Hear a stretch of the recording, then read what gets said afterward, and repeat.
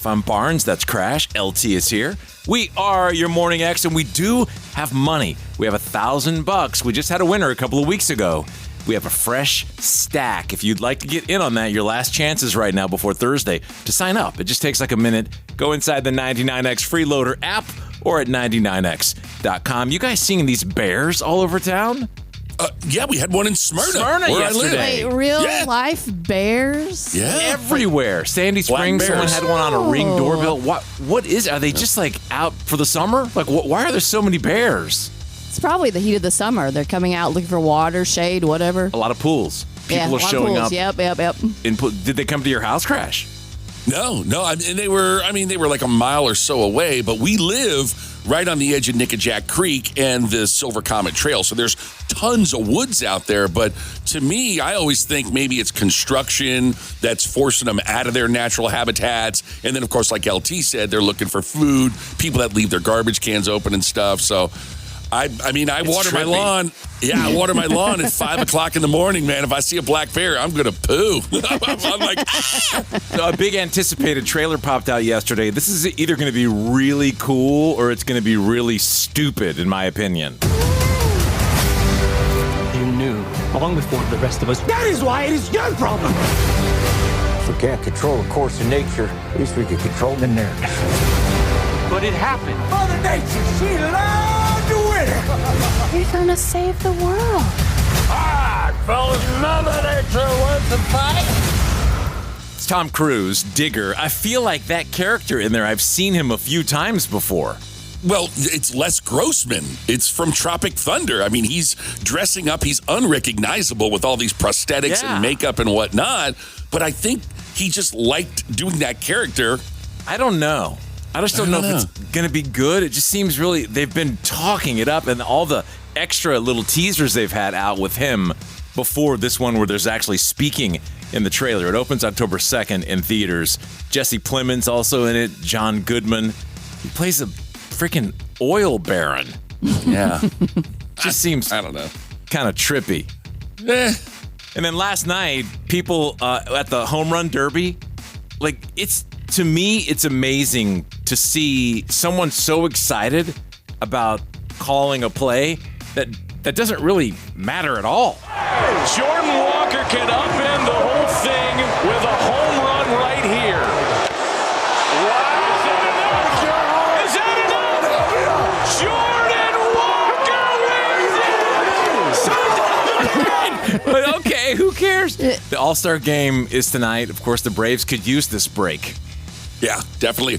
I didn't even know the Home Run Derby was last night. I couldn't find it on my local television stations. It was Netflix, right? Right. Yeah, I mean, everything's changing to become that, though. I mean, the Oscars are going to YouTube. Yeah, well, it's ridiculous. I mean, it's America's pastime, and I can't watch it on America's TV. It's crap. Because America wants that dough. Everyone's got to get paid. I know. I feel old manish because I was up a little bit late last night. I had a late delivery that just pissed me off. What do you mean it pissed you off?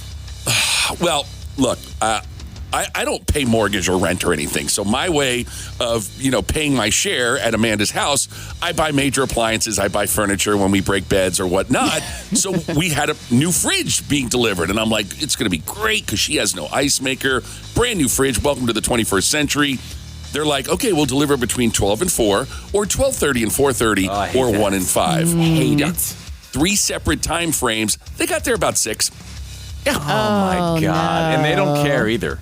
No. First thing dude says when he's coming in, he's like, hey, did you pay for the removal of this one? I go, well, yeah, I'm sure I did. Why wouldn't I? Why would I want a fridge delivered just to have another 800-pound fridge sitting in my living room?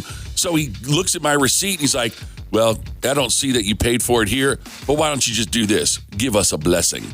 A blessing? I go, what? A little money. Yeah, what are blessings going for these days? So for them to remove my old... I told the guy, I said, I'll just call the company right now and settle it and make sure... No. You just give us a blessing. So what'd you do? It's awful. I had to Venmo the guy a blessing. Are you serious? Yeah. You had a paid dude on the side to do it? Had to pay dude on the side to do it. Otherwise, they would have left my old fridge there. And what am I going to do? Me and little Amanda, we're going to move an 800-pound fridge down a flight of stairs? He's probably done that at every house. Every single house, I guarantee. Are you going to report him? Part of me wants You to. should. It's just not right. Then the other part of me is like, well, he knows where I live, and what if all of a sudden I'm not home, and he's like, you got me fired from my job, man, you know? Yeah, but if he's consistently running that scam, then he won't know who it is. He'll just think somebody They're not going to tell him. on his route. Yeah, they wouldn't tell him who it was. If they're respectable, if it's a respectable company. But you're right, though. That industry thing where they give you this hostage time. Okay, you got to be home. I had it with the bug guy yesterday.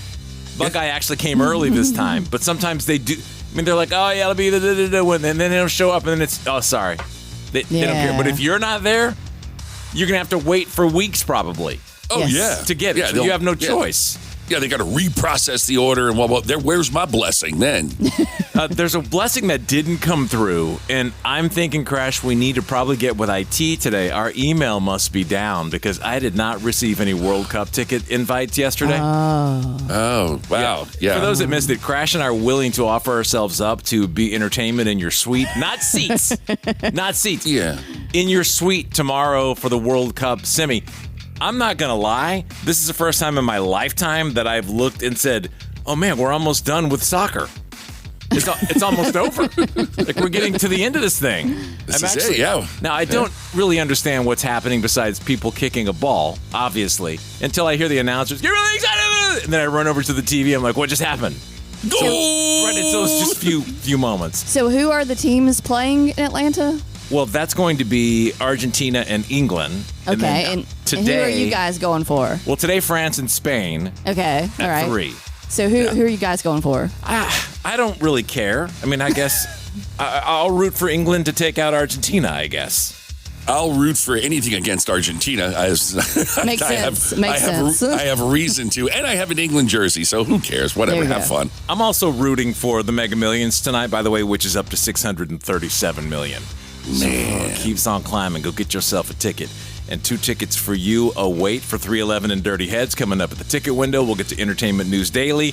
And there's a new program, if you like being held hostage, that you might be interested in, we'll tell you about next. I'm Barnes, that's Crash. Welcome to The Morning X. Johnny Marr, a new solo album. If you have not heard it yet, the song he put out first is called Spin. It's solid. We are going to play it next. Well, the 99X Freeloader app is here right now. And you want to get it because you get perks, you get deals, you get free stuff. You know you love the word free. And the app itself is free. Just download 99X Freeloader app wherever you get your apps and get in on some of this stuff. And mainly so you can stream us anywhere in the world. If you want to take your 99X with you while you're on vacay over the summer, that's how you do it. It's brought to you by John Foyne Associates Personal Injury Law. Get the strong arm. NASA has launched a really cool program. Cool for some people. This kind of sounds like Big Brother to me, which, by the way, I'm watching this new season. I gave it a spin. Like last week, I watched the first 2. Right. It's not that bad. They've kind of recovered with the cheesy casting. I'm gonna stick with it a few weeks and see if I can go with it. This program that NASA is recruiting participants for sounds a lot like Big Brother. NASA is looking for 4 volunteers willing to spend a year in a simulated space habitat.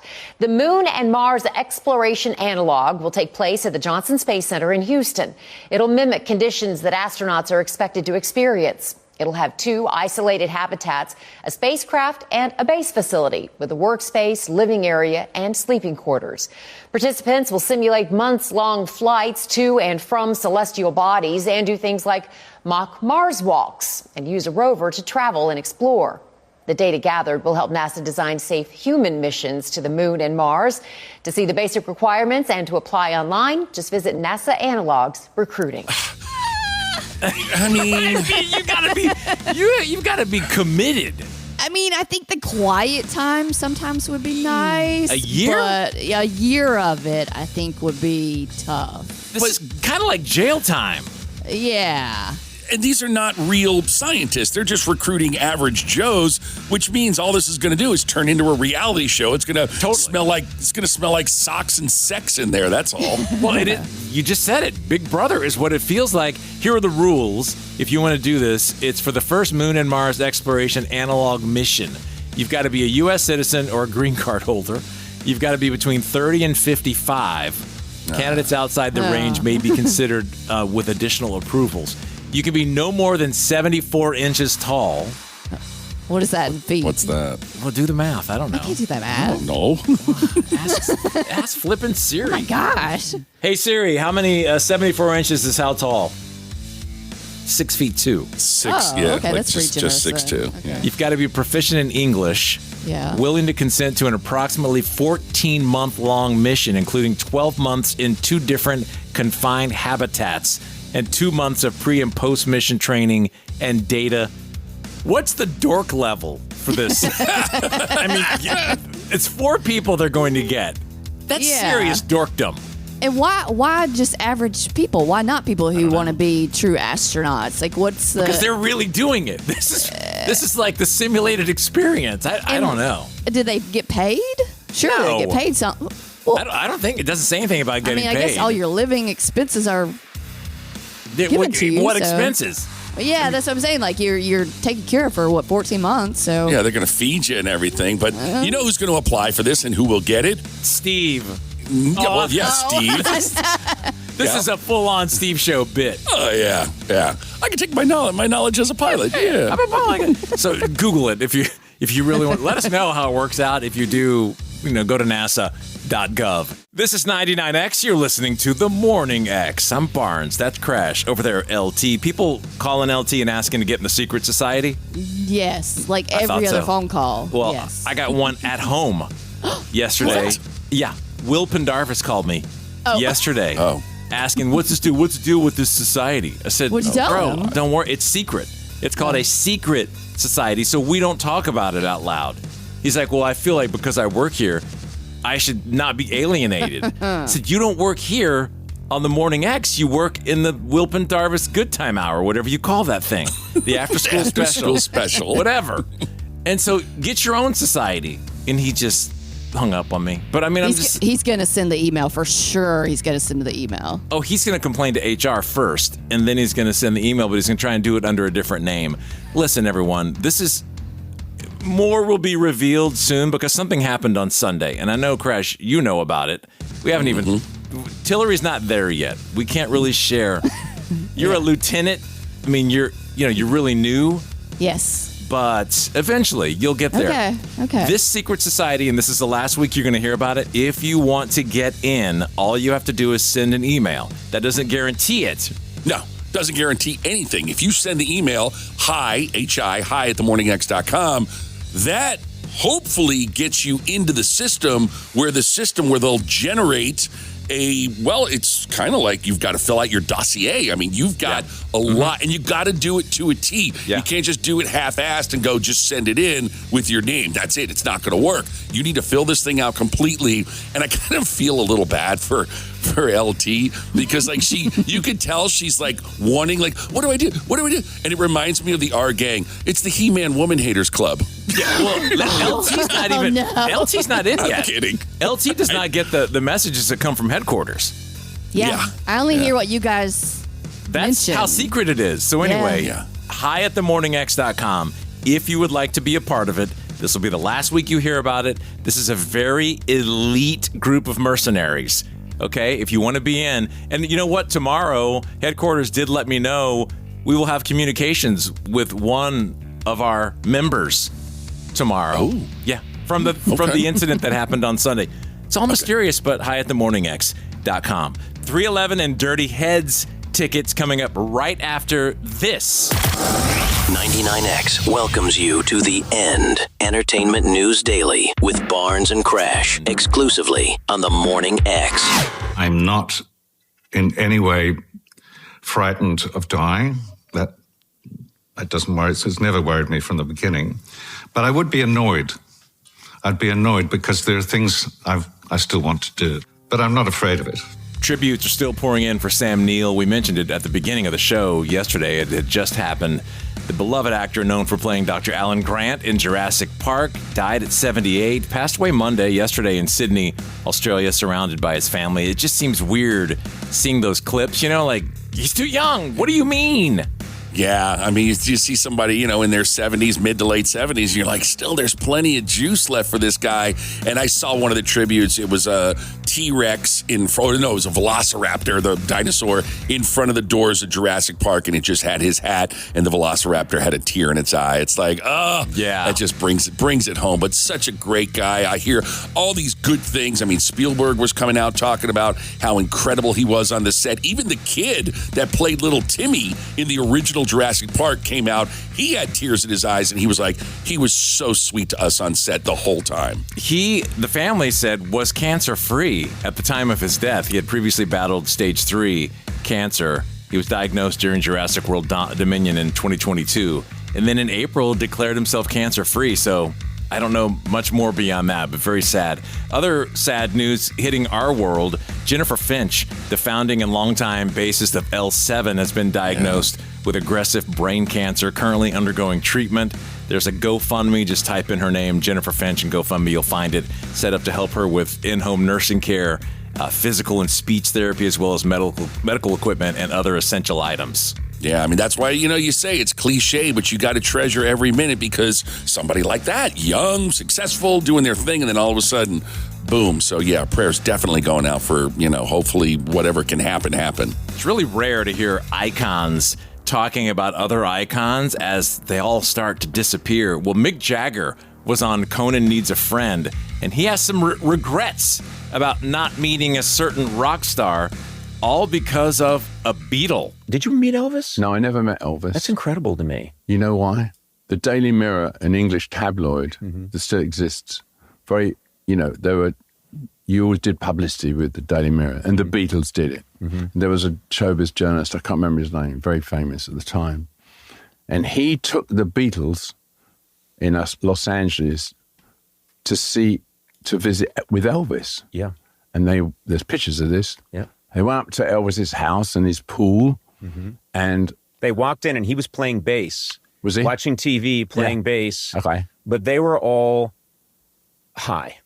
The Beatles were high, and none of them have their story straight. None of them can remember. They don't remember anything. Yeah. But I remember John telling me, you should never meet your heroes. I would never meet Elvis, Mick, if I were you. That's fascinating, yeah. And so I didn't. I took John's advice. Yeah. Which is really stupid of me, really. But I mean, I would love to have met Elvis. Why I take John's advice? And Mick Jagger's first interview in the U.S. since what show? Crash? The Morning X. That's right. That's right. Oh, my God. I remember that exclusive. We were the only ones in the whole country, which was crazy to me.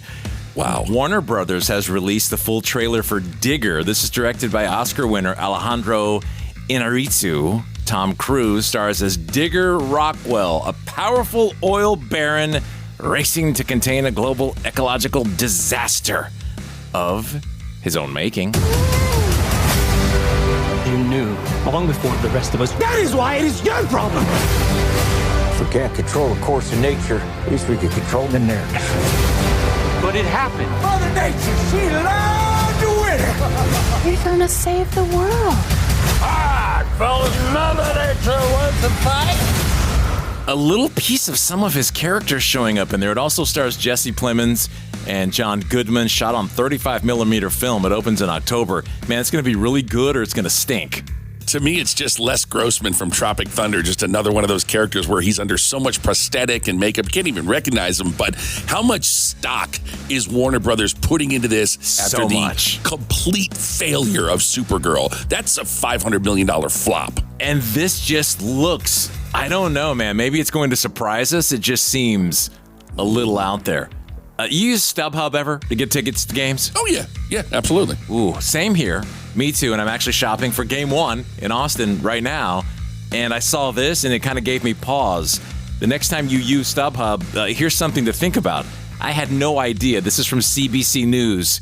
In Canada, StubHub bills itself as an online marketplace for fans where they can buy and sell tickets. But it turns out that StubHub CEO himself also has a hedge fund that is scalping millions of dollars worth of its own tickets. StubHub on its website has this phrase, a marketplace for fans to buy and sell tickets. But there is so much going on behind the scenes that the public generally doesn't know. The company went public on the New York Stock Exchange last fall. They had to file documents to the Securities and Exchange Commission. And in those SEC filings, we find some interesting information. The CEO, Eric Baker, actually owns and manages a hedge fund by the name of Andro Capital. Its business, selling millions of dollars worth of tickets on StubHub. In addition, in those SEC disclosures, StubHub has a deal with a financing arm of an affiliate of Andro's fund. It's all very complicated, but the deal is to give bankroll and short-term financing to other mass scalpers who will then buy tickets, put them on sale on StubHub. So essentially, StubHub and its CEO are in the business of mass scalping.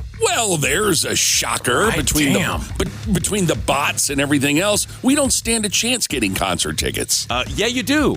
That's right. The end. And there's some free ones waiting for you right now. 99X in the Morning X. I'm Barnes. That is Crash. We have LT here. Anything we can play for you, 470-741-4999. Don't forget to sign up for the show quiz. We can give you $1,000 from Get in the Ring. You can sign up in the 99X Freeloader app. You know, Jill. No, Jill. Now we do know Jill. You know Jill, our good friend Jill. Planet Jill. Get all your new music on Planet Jill, 8 to 9 p.m. every weeknight. It is a world of new music discoveries every weeknight with Jill. You know, these glasses I have, and I have them on right now.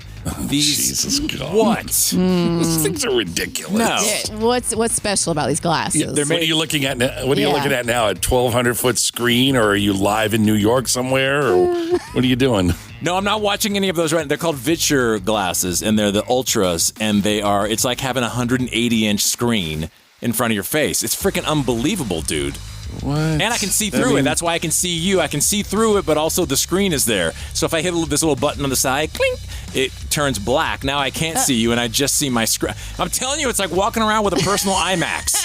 Okay. You guys laugh all you want. These technology companies just love to see your credit card come in. Shut it. Oh, God, yeah. So then there's this other device you can add to it. I haven't gotten it yet. It's almost the price of the glasses. That makes everything, converts it to 3D. And so anything you're watching, it becomes 3D on the 180-inch OLED screen in your face. Okay. So you're walking around doing this, flailing your arms, trying to touch things. Now, I don't really care about that, and I'm surprised people are still pushing it. That just felt like such a short-lived trend. Like, that was just so, like, remember when everything was 3D? Yeah, movies and stuff, yeah.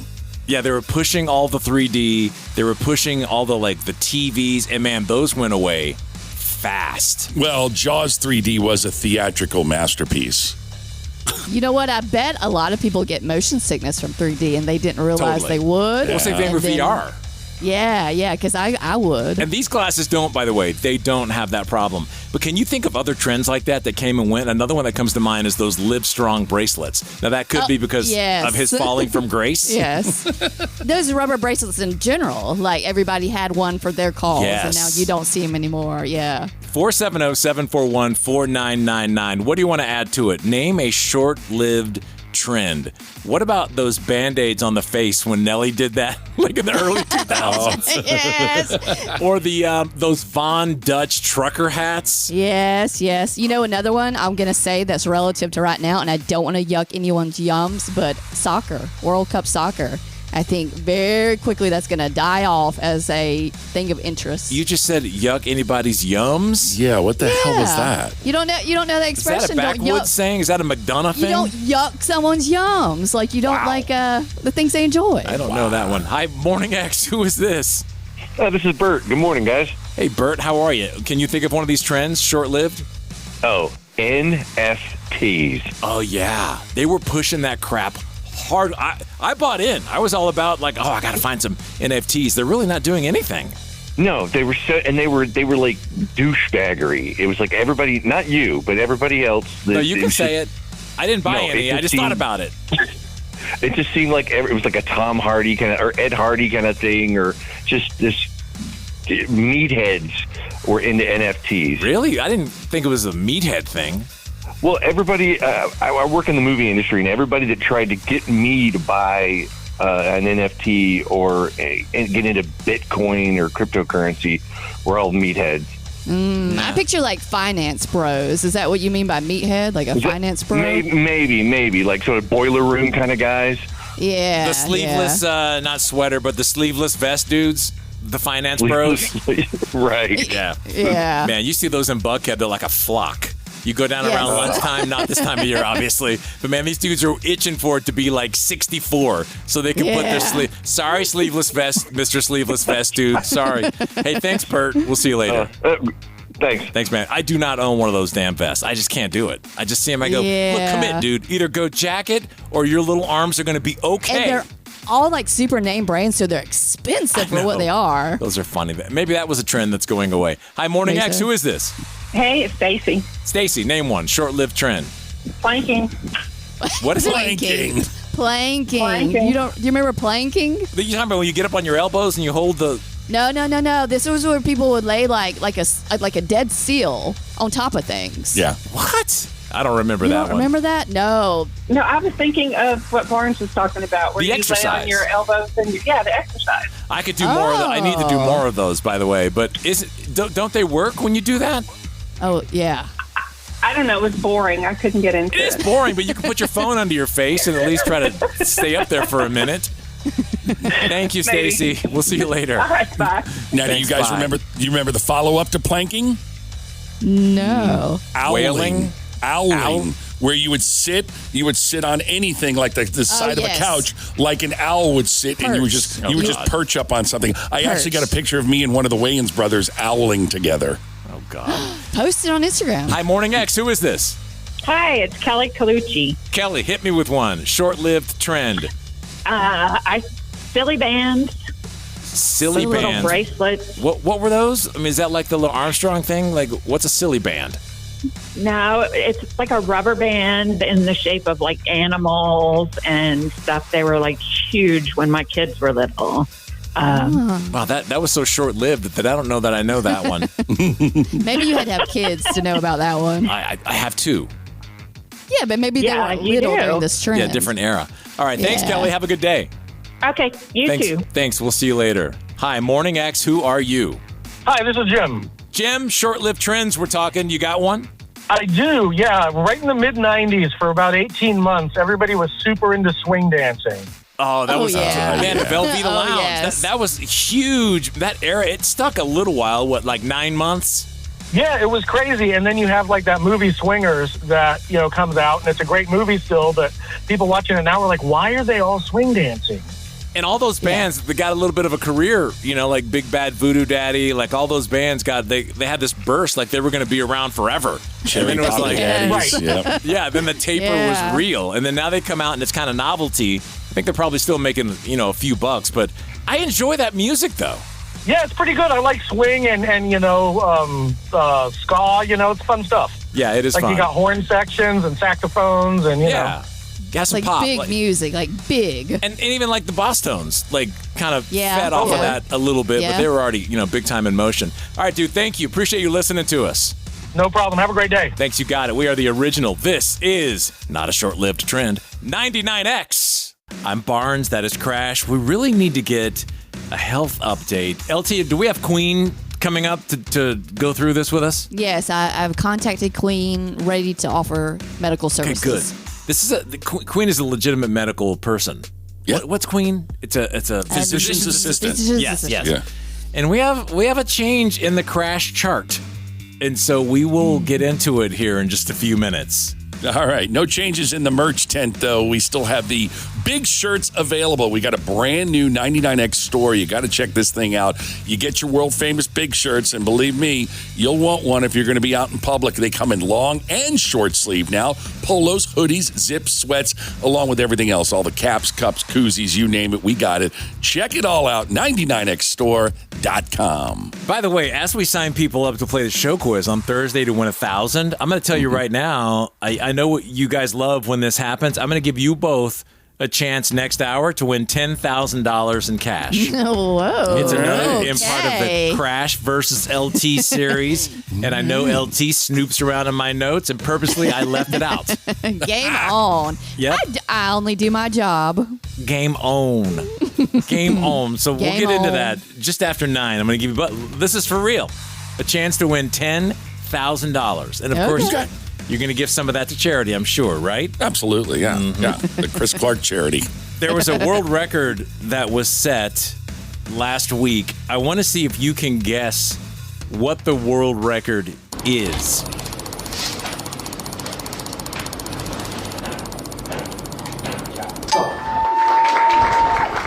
What do you think it was? What do you think that world record that was set? I think I saw this video. Isn't he like jumping up and down or tapping his feet or something as fast as he can, something like that? Well, I don't know what video you're seeing, but that's not it. Okay, never mind. The guy's name is Yigit, Y-I-G-I-T. It sounded almost like a helicopter, but muted, a muted helicopter. So I have no idea.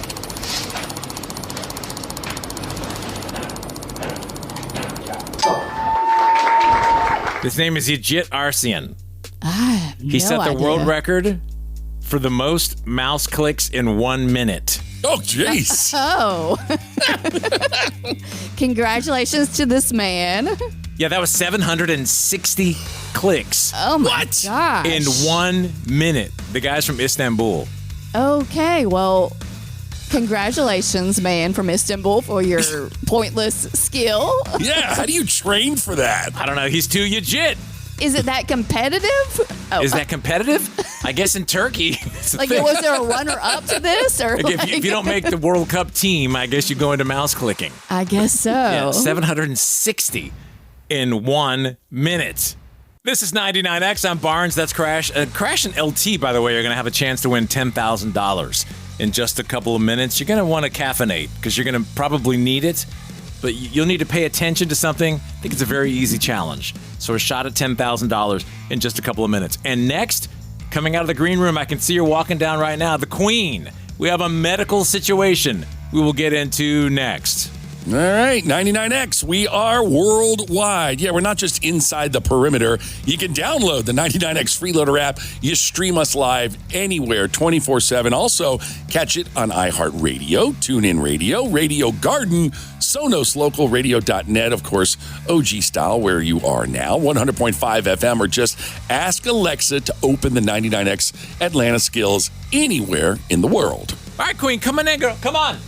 Hey. Hey. Hey. Behind you. Here I am. Don't let her get behind you. It's so early, y'all. A special early. Tuesday appearance for the Queen. The Queen will be back on Thursday for official work, but this is business regarding the medical files of young Crash Clark. And Queen is what are you? I'm a physician assistant. And How that's long important. have I been, God. That's important, right? That's Yes. You get paid a lot of money. I paid a lot of money to get that degree, and I've been doing it for 35 years, so there you go. And you just change people's diapers, right? Basically, that's it. Oh my God. Somebody. I'm just kidding. Wow. I'm just kidding. I'll change Earth if you'd like. Is that what you're asking me to do? Eventually. Not yet. Okay. But Crash, so what is going on with you with the chart? Your medical chart.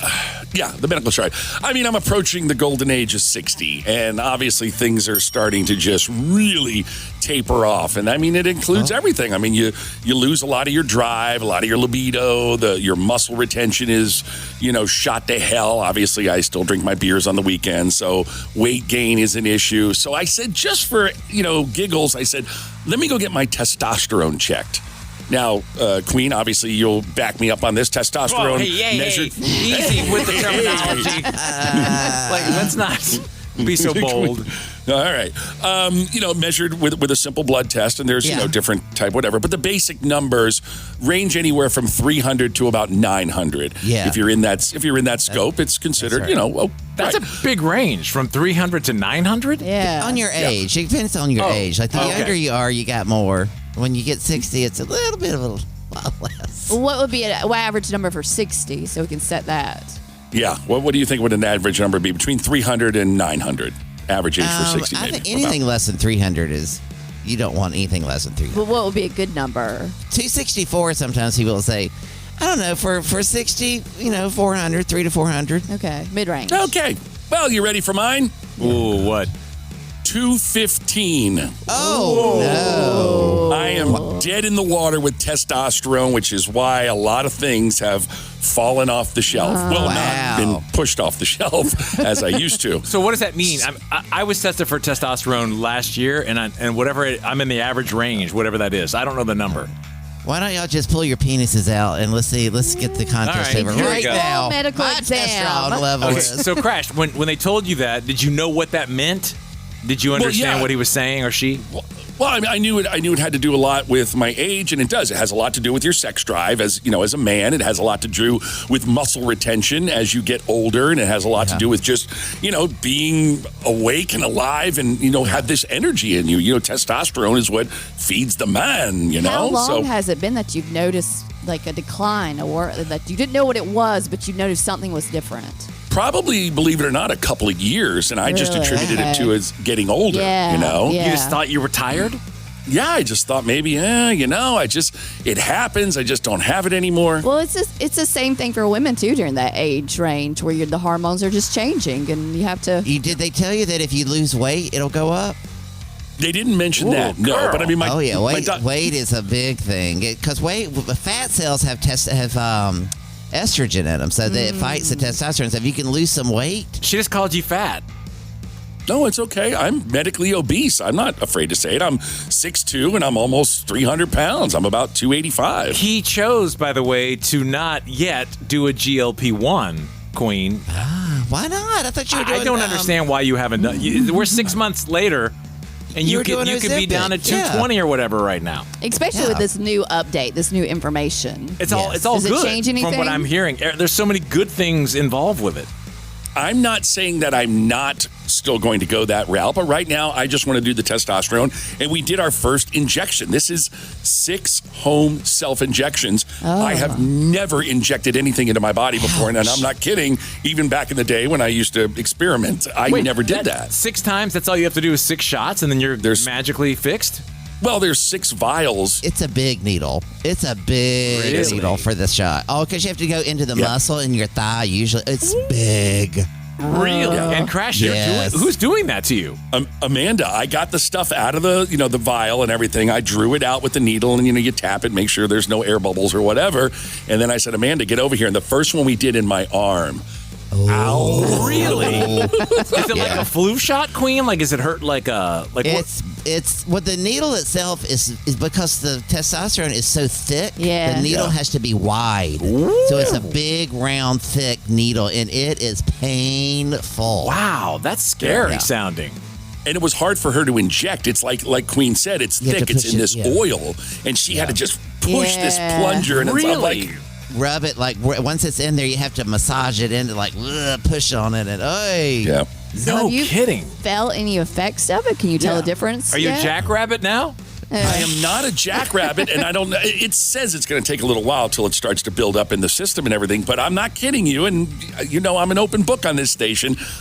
I have had my first morning wood in probably a year. Oh, congratulations. Congratulations. Thank you.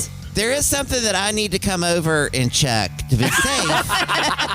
To be safe, because it does affect your prostate, so that has to be checked. And listen, you take your pick. Which finger? Jesus, Queen. Queen. So is that? So he gets one shot. All of a sudden, he's back to morning wood. Is that normal? Yeah, that's normal. It goes up, but it is not back to 300 at this point, but it's. Few extra points in there, that's why you check morning if you have morning wood. That's a good sign. Well, what happens after 6? Listen, poor Amanda. She's gonna need. Good job, but Crash. Will the things that originally caused the problem start to like eradicate it again? Will he continually have to do rounds of this if he doesn't?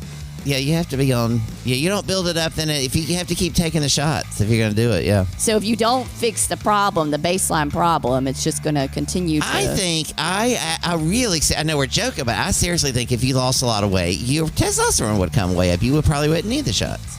Well, I would agree, and in fact, even my, the guy that's taking care of my knees, my orthopedic guy, he's like, if you were to lose 50, 60, 70 pounds, you would never be in my office again. Your knees would be fine, because right now I have knee problems because of my weight. Up and down stairs is torture for me. So Crash, everyone's telling you. Well, yeah, what made you more comfortable with testosterone shots rather than GLP shots? There's two things with the GLP, and this is, while we're being totally honest, I do love food. I'm a guy that loves food. I mean, I was a chef or a cook growing up with my dad, a chef, so I love to cook. I love to eat, and let's face it, I like my beer. I don't drink hard liquor anymore. I gave that up years ago, but I drink my beer, and as a big guy, it takes a lot of beer for me to really... You can't, but. Yeah. Barnes, I know what I have to do. I just don't have the strength to do it. I really don't. That's being the strength, and I'm being serious. What do you mean the strength? I mean, when you have doctors and even Queen, everyone telling you the magic bullet is weight loss, but your response is I like my beer. I mean that doesn't sound like fear. Are you really that concerned about losing a couple of beers? I don't know. Have Honestly, you I don't thought know. about like a life coach as part of this process to That's maybe what we help are, you with Tillery. I know, but he's not listening to us. He's not listening to us. No, we care about you, Crash. I mean, that's the point of the conversation is that I think you're not alone. I think a lot of people listening right now might be going through the same thing with testosterone or weight, and there are ways to tackle it now. You don't have to stop drinking beer. It will just make you not drink as much, and you'll lose weight. You'll be surprised that you'll get drunk on less, which saves you a lot of money. You won't be drinking as much in the shower. Yeah, that's a good point. Well, keep us up to date. Yeah, drinking. He does take a beer everywhere he goes. When should I come for the prostate exam? Just saying. Why are you holding up 3 fingers for a prostate exam? Like the present, right? Man, it started with 1 finger. I know you're not seeing it, obviously listening, and now we're up to 3 when Queen's talking about the prostate exam. All right. No, I mean, seriously, come on. Keep us updated, Crash, on what's going on. Queen, good to see you. We'll see you Thursday. Yeah, see ya. Jimmy World, now on 99X. Crash and LT are about to have a battle for, this is real, $10,000 of cash. I'm going to pull it from the getinthering.com fund, from our show quiz fund, because we didn't have winners for a while. We had one a couple weeks ago. It's been adding up. Okay. So I'm going to give you guys a chance to win some money. We have to talk secret society, though. There were a few people cut from their submissions, and it's higher than us. It's after it's reviewed, you're given some steps to complete. If you don't do it, you're not impressing. And so some people were dumped. And this is a very intense secret society. As a matter of fact, on Sunday, there was a mission that was launched that was pretty cool. Yeah, this was pretty serious when you finally let me in on it, which just shows you how far down the totem pole that I am, that I got to wait for it to get to Barnes. And then he's like, oh, by the way, Crash. If this, what we're talking about now, if this is not an incentive to fill one of those final spots, nothing is, because they're not taking this lightly. Like, for them to come out of the gate with something like this, it's like, oh, wow, all we got to do is be part of the secret society. It's not easy, but if you send the email to hi@themorningx.com, get in, fill it all out perfectly, send it back, you're going to know what we're talking about. And this is huge, bro, out of the gate. You said something important. Fill it out. There's a questionnaire that just shows where you are in this part of your life, and if you align with all that we have going on in the secret society. So if you want to be considered, this is the last week you're going to hear about it. hi@themorningx.com, HI. Just send your email. You may receive something back. And if so, just do the details. Fill it out. Okay, let's get to this. $10,000 challenge, Crash versus LT. I'm going to play a clip for you, and you need to be able to transcribe this clip. Okay, so you're going to have to tell me what is being said. This is a report from the streets of Atlanta from the person we founded, Hood Anchor Ye. All right. There was an incident on a bus, and look at LT. She's got this look like, this isn't fair. I already can feel it's not fair. This is a bystander who witnessed what was going on, and Hood Anchor Ye pulled him over. And if you can tell me what the hell this guy's saying, I'm going to give you $10,000. All understood? Yeah, word for word. Yep. Yeah, well, if it's $10,000, it's going to have to be Okay. a little hard. Okay, yeah, okay.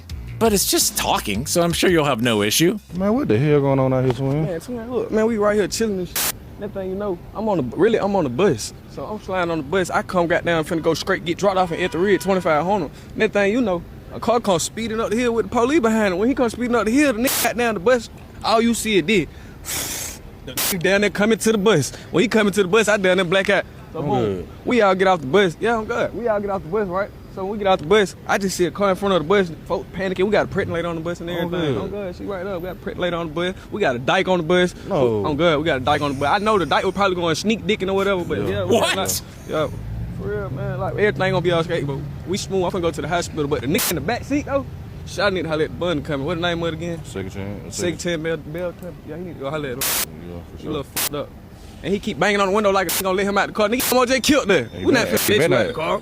You think he gonna tell on Buddy that Man, he got away? finna straight tell on Buddy, man. We know he finna tell on him. Shadow banging on that window too much hard, man. Excuse me, LT. I speak jive. He said he's in great pain and he's wondering if there's something you can do for him. He was going to get off the bus and then he, you know what I'm saying? I know what you're saying. Whoever that guy is, I really want him for a character on our show. I don't know how Hood can interview these guys on the street, and he doesn't even react. Right, right. This dude was telling you what was happening with the bus. There was definitely a pregnant lady. I got What that. happened? See, the bus, something happened and someone came on the bus. Came on the bus. And then he was so freaked out, and then he started telling us about who all the people were on the bus. Yes. But and then he made assumptions about one of the persons on the bus. A lady who apparently prefers other ladies, Right, which yes. to each his own. That was a really weird side plot. Yeah. But then the police came. Right. But then what happened when the police came? The one dude didn't want to get off the bus? So he finna up and left. Oh, he left. Yeah. But was he the perpetrator? Was he the problem on the... I don't know. And I think there was some reference to a bail bond. Oh, I didn't catch that. I didn't either. Maybe. I There's thought a there was something right at the end, like some sort of like reference, some sort of advertisement for bail bond. I didn't... Really? I got to get back in there. Hang on. Man, what the hell going on out here, Swim? I'm going to go to the end. Okay. Yeah, he need to go holler at him. Oh, right there. What the name of it again? Second chance. Second chance bell.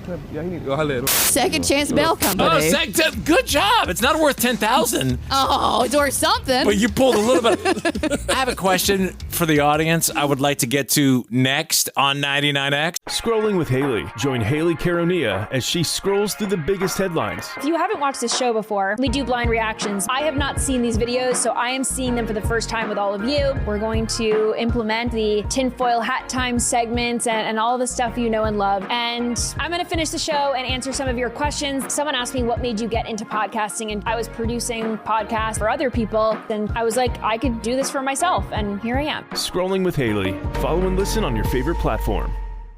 I saw that Collective Soul over the weekend, Shine was playing on one of the World Cup matches. And Oh, very cool. I was like, how cool. Here's the text that I sent to Ed Roland when I heard that come on. Name drop. No, I mean, here, read the text, Crash. Oh, I can't read that. Oh, it says, Shine playing on World Cup, and I just put a bunch of money bags.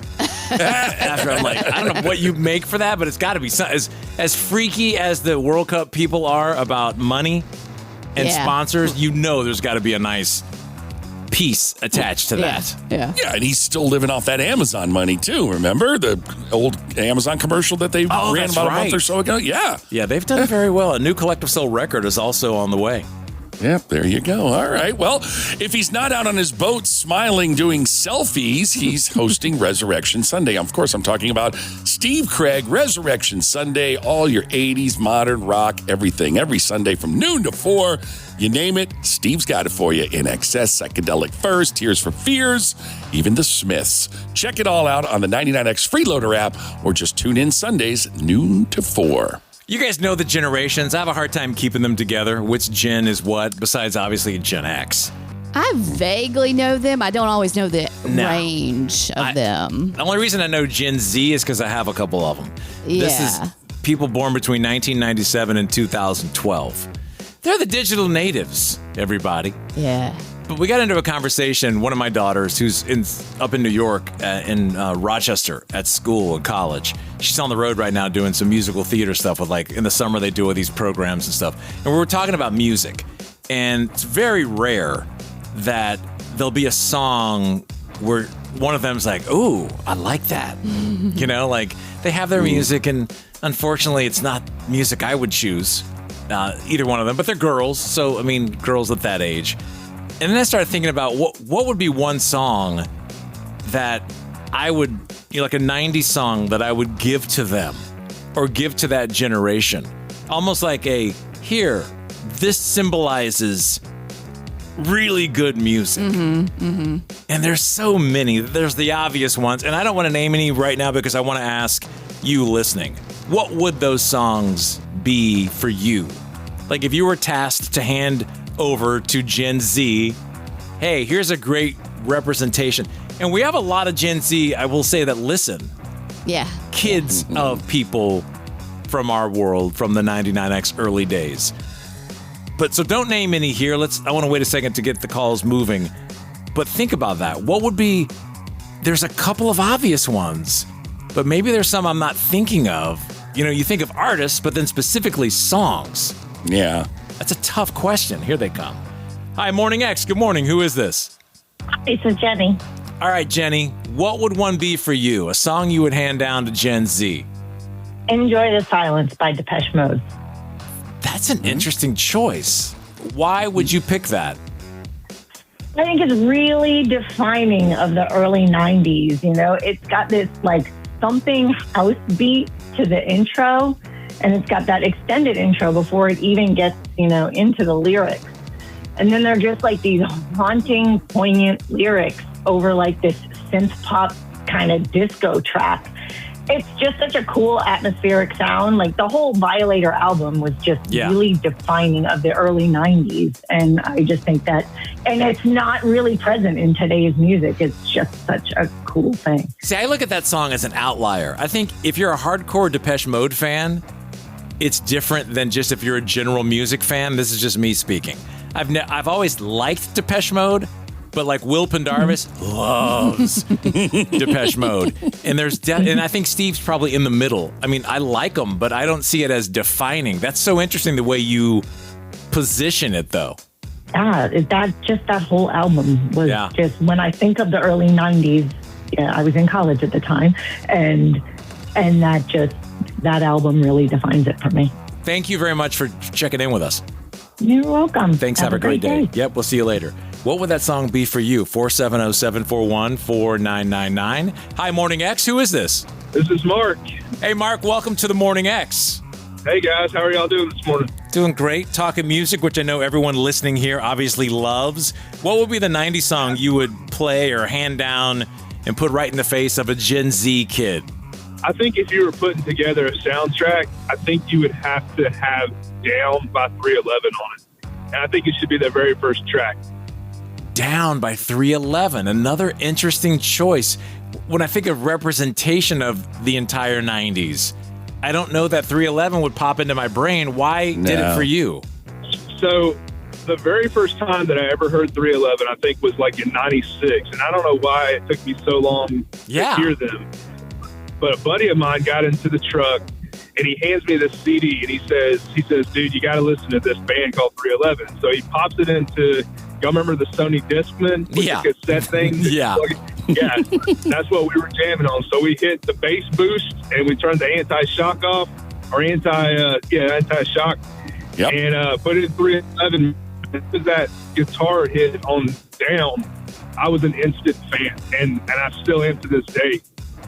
I went out that day, bought that album, and man, I don't know. I think that during that time, mid to late 90s, that song and that album really was just the perfect fit for the music. And I mean, it had everything. You got your rap, you got your rock, you got your alternative, a little grunge in that album as well.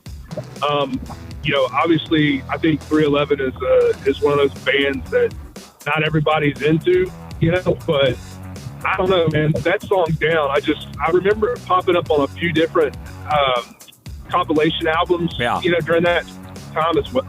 But I would argue the opposite of what you're saying, because they've got such a wide spectrum of vibes. Like, you can go all the way to Beautiful Disaster and then all the way to the other side to Down. But I think it was 93 probably, we were playing the hell out of Music, and Do You Right is definitely a song that makes me think of the early days of 99X. But summarizing the 90s, that's interesting that you chose that. I do love that song, though. Yeah, I was kind of tossing up that between that and, anything by Nirvana. Obviously, they were just, they were the one. Yeah. I mean, so I think In Bloom would also be one of those songs as well. Yeah, thanks, Mark. I appreciate you, man. Thanks for listening to us. Yeah, no problem. Thanks, dude. Yeah, y'all have a good morning. Have a good day. We're talking about music. Crash, I mean, you're not that into music as a whole, right? I mean, No, I love music, but my music is just so far out of the 99X realm. Even though I love the music we play, and as soon as he said Nirvana, that's the one thing that says to me 90s. Of course, that's the springboard into alternative music was Nirvana. So I don't know, man. I'm sitting here scratching my head what I would think, what I would bring into the, to the next generation. Hi, Morning X. Who are you? Hey, this is Charlotte. Hey, Charlotte. What about you? What's a 90s song you would play for a Gen Z person to kind of give them a taste of the 90s?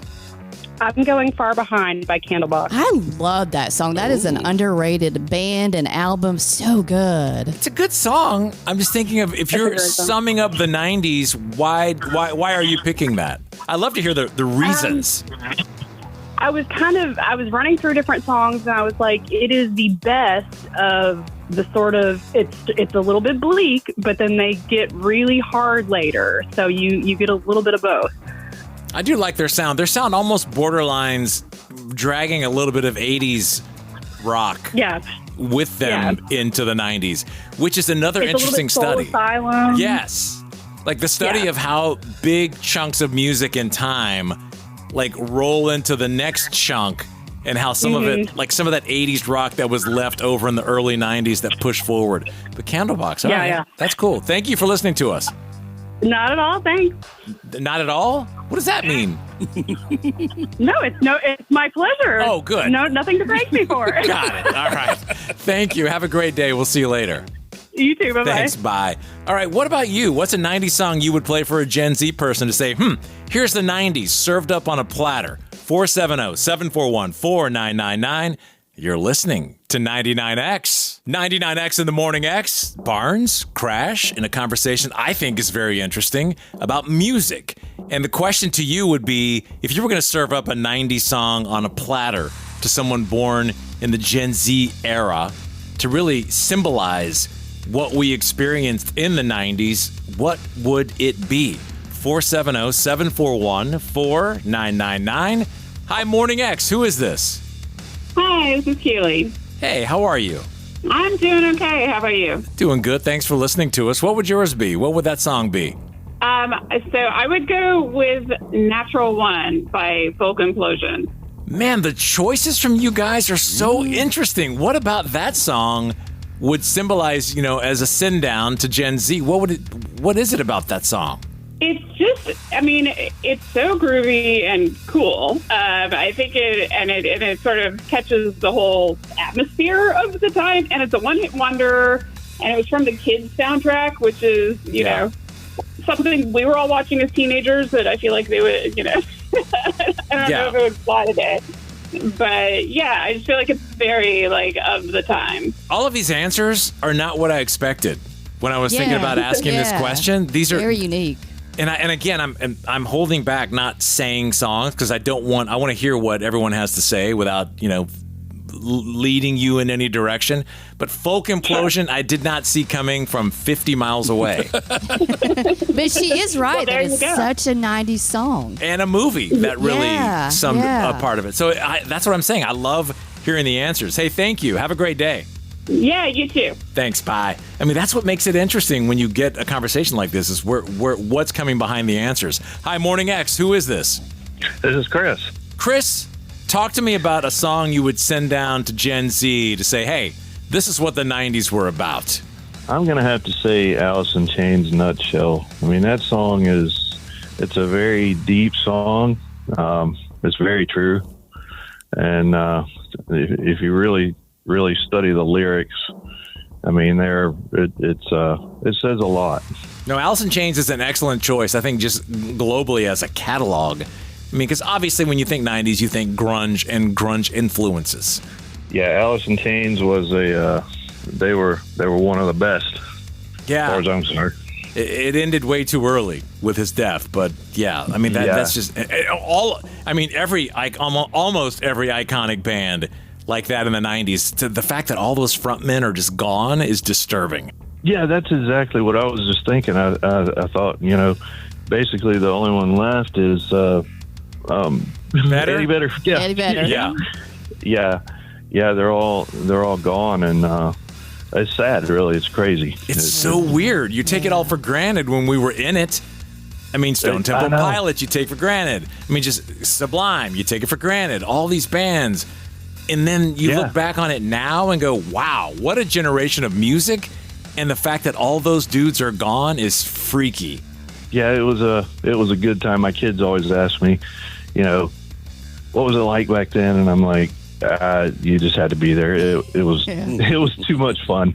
But you made it sound so long ago, and you're like, what was it like back then? Like we're talking about the 1940s or something. It's been a minute. They always tell me, well, you were born in the 1900s.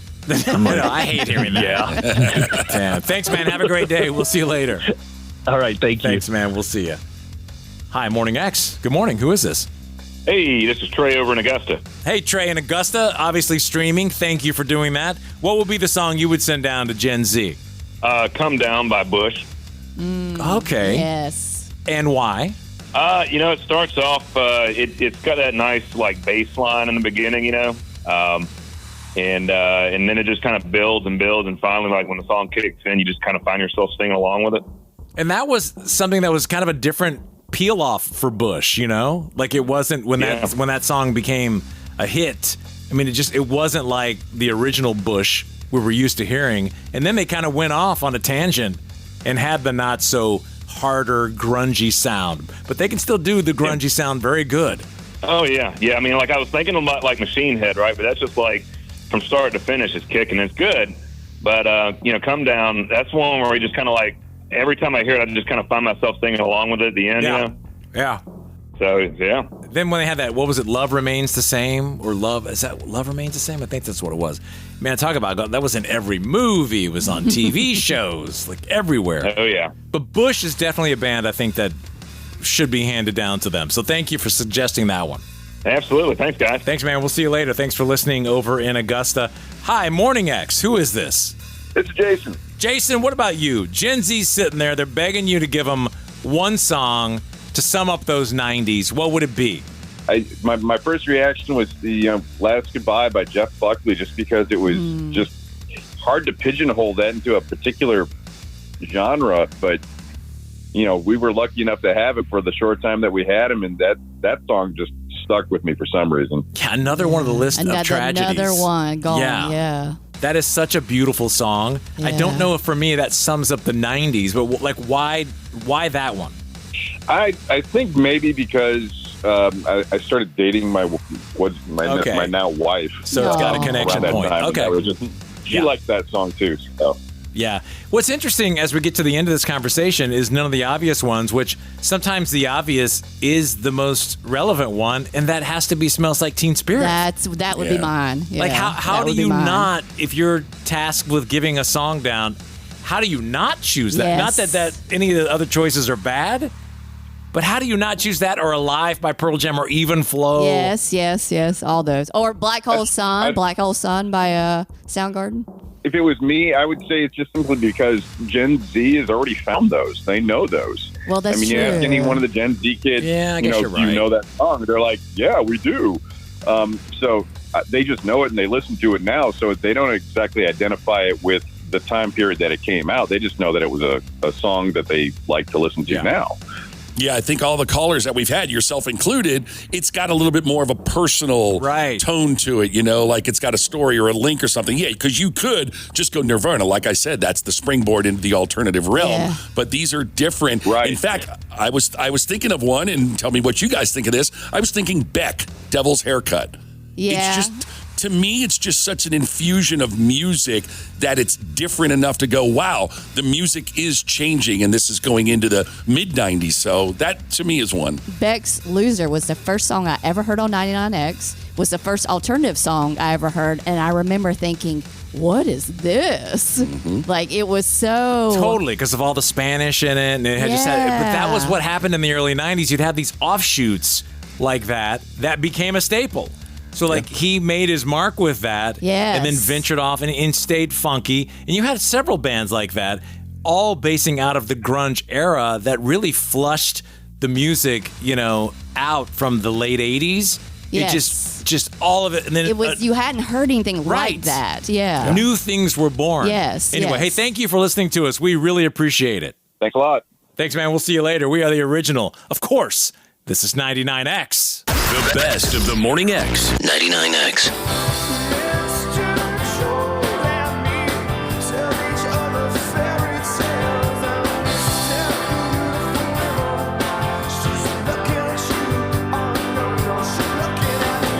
We're backstage live with Adam Duritz. I saw you a few weeks ago, I guess about a month or so ago, in Dallas at that Rock Fest. 600,000 people, 4 million people, something like that. Like 8 million people there. It was, it was at the Speedway. Do you, when you play in front of that many people, how will you alter your show at all? None, not really. Same show. Are you more exaggerated on stage physically? Well, you do your show. I mean, I don't notice. I mean, that to me was too many people. That's kind of a pointless concert to me.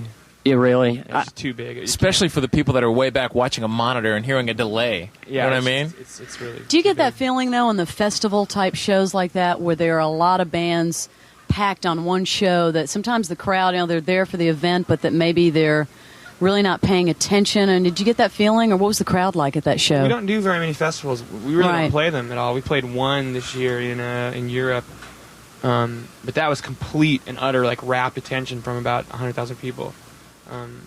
This was just too big to me. People have been out there pissing and drinking on themselves all day. Right, and especially by the time you guys get on. They looked like it looked like hell down there. It looked like some picture out of Dante. It was unbelievable, and I was wondering how you guys even ended up there, because anybody who knows your music and knows you guys know that you like kind of intimate, quiet settings. I mean, even this here at Chastain is a larger venue for what you normally like to play. Well, I don't mind these sort of places. I mean, I don't like stadiums, really. I don't mind amphitheaters at all. This is smaller than a lot of the amphitheaters we play. This is very intimate for this. Now, this tour, we're playing mostly 20 to 30,000 seat places. So how did the Speedway thing come about? Because they must have had to really bend your arm behind your back. It seemed like a good idea at the time. I can't remember why. But there were some great bands on the show. Yeah. Oh, yeah, it was a great bill. It was a great bill. Building and building. Yeah. That's the nice thing about the festivals is actually hanging out backstage. Yeah. Does it seem weird to you to come from doing the whole small acoustic thing way back when you started, when just two of you or whatever, to fully be around to this level and to look back and go, man, I never would have thought in a million years it would revolve around to this? Well, I mean, I think that, it's such a 1 in a million thing to have any. It is. That always seems weird. I mean, there's no way to have that. But I mean, I was there the whole time it, as though? the progression went along. Could you look at, just like in the song, I hate to point to Mr. Jones, but could you picture that in your head going, man, be a big star? Well, yeah, I mean, I can always picture it, but I can picture going to the moon when I was a little kid, too, and I wanted to, and I didn't end up there. I thought I'd be an astronaut, too. It seemed about the same likelihood. I'll end up on the moon, or I'll end up where I am now. It seemed about as likely. So many bands, especially in Atlanta, that want to get to that level, and they keep... What advice would you give them? The ones that are playing now at the little restaurant or playing at the little happy hour at 6:30, that you were there 5 years ago or whatever. Well, I don't know. I think that you have to... It's the kind of thing, it's just either you have to do it or you shouldn't do it, because it's too hard, and the rewards are too few. It's just got to happen. You can't really force it. Well, I just think you have to either. It's not about the success either. Either you have to do it and you just keep doing it forever, whether you have huge success or no success, or you don't have to do it and you go do something else because it's just too hard. That unless you have to do this, the chances of success are so small that. But if you have to do it, you have to do it. You don't have a choice, and you won't give up. It's pretty much like that with any thing you do in the arts, whether it's painting or singing or acting or DJing. Yeah, people think the arts are like a cush thing, but a lot of us spend a lot of years struggling to get somewhere, and I'm not a kid anymore, really. Would you like to act at all? Would you like to act? No urge to cross over into any other fields? Not really. I think that sort of urge to do movies is about being a star, more than it is about like sort of the artistic value of it. I don't need it. So do you not enjoy doing the videos as much because it's? You kind of have to act a little bit. Dislike it. It's difficult because when you make a record, you are really putting forth your own vision. You're really expressing yourself, and you have a lot of control over that. I don't know how to make movies or make videos, so to a certain extent, you have to give up your artistic expression to someone else when you do a video, and that's a little tough for me. I like all of our videos, and we have a lot of input in it, and we really collaborate to the point where we're probably very annoying to the directors. But I wouldn't say that any one of them has ended up being exactly what I wanted it to be. Talking to Adam Duritz, I loved the show in Athens you guys did last year, and I know you love playing Athens, and your drummer's from Athens, and have you made a lot of friends there? Yeah, over the years. I met the guys in REM down there, and what was that like, meeting them? It was great. That's the best thing about it. That's great.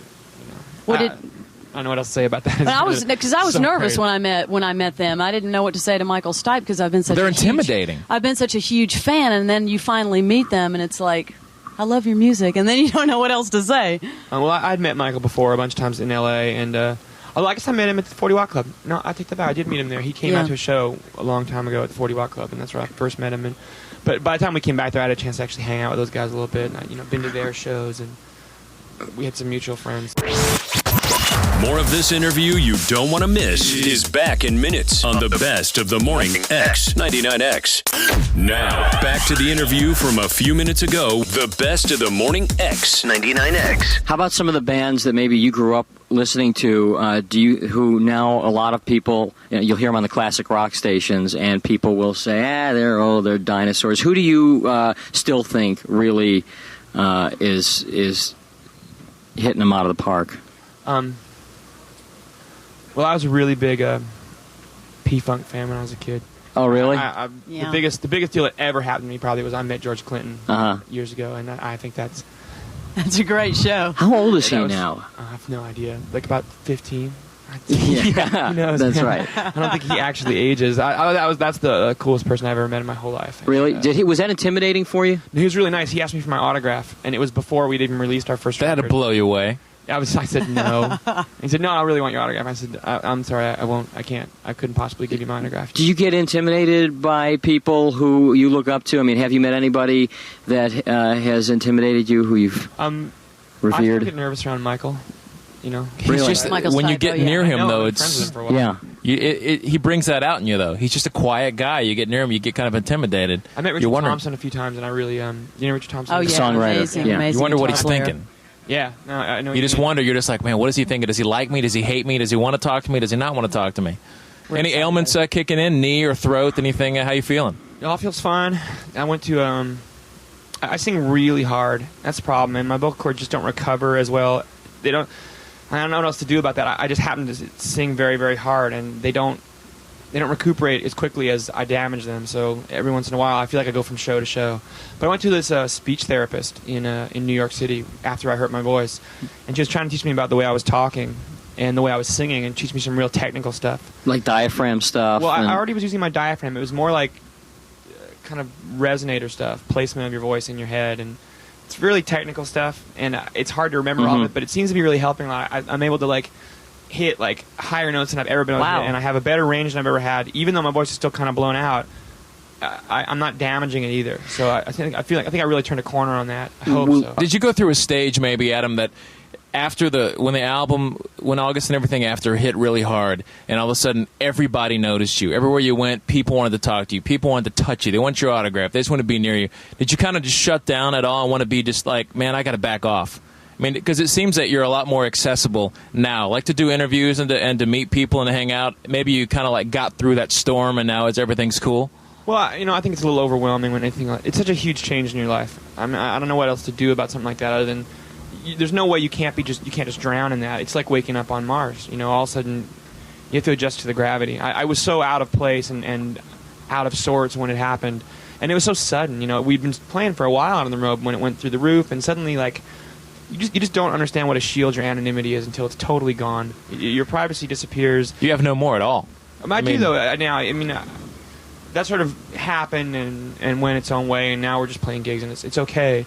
I mean, I just adjusted a lot to it, so it's not so scary anymore. Have you ever had anybody? We've asked this question to people before, and I'm always fascinated by the answers. But has anybody ever sat you down, maybe somebody else who was in a band or who has been around for a long time, and has said, look, do not let this go to your head. You're just like everybody else. It's very easy to get caught up, and who has tried to, make sure you don't get off track. Well, but I'm not like everybody else. I mean, I think it's easy to like sort of reduce it to that, but I've always felt different from people. Not better or worse or anything like that. I don't feel the same as everybody. But better than. I mean, it's a lot of better than anybody. Right, exactly. People I think I'm better than, and there are people I don't think. Right. I look up to people like anybody else. Right. The main thing is just keeping a balance, probably. Yeah. Well, I mean, I've never been like. I'm not like the most humble person in the world, but hey, why should I be? I've accomplished a whole bunch of my dreams. I'm so proud of the things I've done. I don't think I'm an egotist either, but I'm very proud of some stuff. Sometimes people convert silence to an egotist before they could have said, "Hey, ego." When you were really kind of away from it and you did your thing. Now you're more in the open, so it seems. You know what I'm saying? The people that are quiet, they consider that he's pompous, ass. Well, I tend to do things the way I want to do them, and I think and you one should. of the things, we don't have a lot of regrets to look back on what's happened in our career because we haven't done things that we didn't really want to do. I don't think that every choice is the best choice, but at least I feel okay that they were our choices. I mean, I don't really like award shows. I don't have a problem with them, but we don't play them. I don't blame anyone else for it, but we kind of don't do it. It's your decision to make, though. Yeah, and I didn't want to do interviews for a while because I felt like I was overexposed and it was too much, and it was fine, and I don't really mind doing them now. We won't leave you hanging. Back in a few with more of this interview on the Best of the Morning X on 99X. You're listening to the Best of the Morning X, dropping back into the interview from a few moments ago. This is the original 99X. Backstage with Adam Duritz at Chastain. Was there any pressure after the first record to hurry up and make another record? Were you able to do it when you wanted to do it? Oh, I think the record company knew us pretty well by then that it wasn't like, we don't really respond very well to being told what to do. Well, they keep squeezing singles out of one of your albums for about 3 years. But we stopped. It wasn't the company at all because we stopped. We stopped making videos. We stopped. We didn't ever release any single. I think you radio did disappear just for a while. Loved the record so much, and we heard all the reports about Adam Duritz's bartending. Down at the Troubadour, was that true? Or Viper. the Viper Room. Yeah, was that true? Was that true? Yeah, we actually tried to call. Well, I mean, kind of what happened was that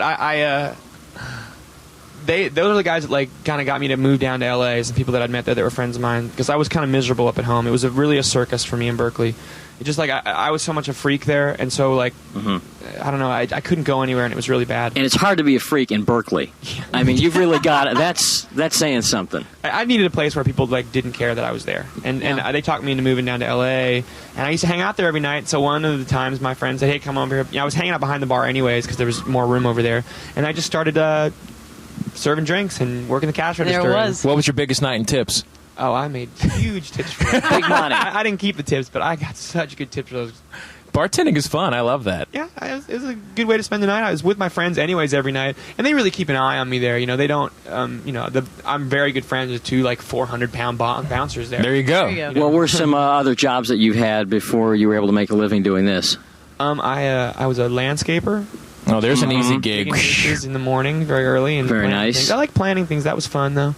I did construction and sort of contracting work. I was a dishwasher. I worked in a video store. I've been fired from some of the most wonderful jobs. Can you clear up a couple rumors? I hate to ask you about these, but they've been in the press. They've been everywhere. Just curious about which were real and which weren't as far as who you've dated in the last couple of years. Like the whole Jennifer Aniston thing, the Courtney Cox thing.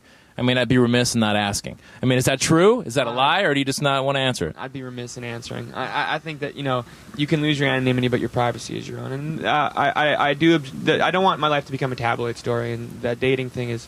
It's everywhere. But that's them making it everywhere. Yeah. I don't really mind it. I don't mind the question. I was just curious if they were making it up. If it was you walked out at the same time as Jennifer Aniston, that photo becomes, they're dating. I'll tell you this: they have no problem making things up. Oh yeah, they make huge amounts of it up. Sure, it's very fictional. Those things. They just happen to get a picture of two people, and they can make it any story they want to make it. They do it. I mean, I'm not talking about what's my life and what's not, but they make stuff up. They make it up They have no problems about it. They write stories about stuff they know nothing about. It's completely fictional. Does any of it really make you angry, or are you kind of over the anger part? I've been on a date with a girl and had a guy stand in front of me with a video camera 6 inches from her face saying, I'm going to take her home, I can't say it on the air probably, but you have a delay on here? You say whatever you want to say. Are you going to take her home? We'll deal with it later. And suggesting what I was going to be doing with her when I got home, because he wants to start a fight. I'm trying to kiss a girl goodnight and say goodbye to someone at their car, and it's, I believe in our Constitution. I think it's there to protect people, and freedom of the press is a very important part of that.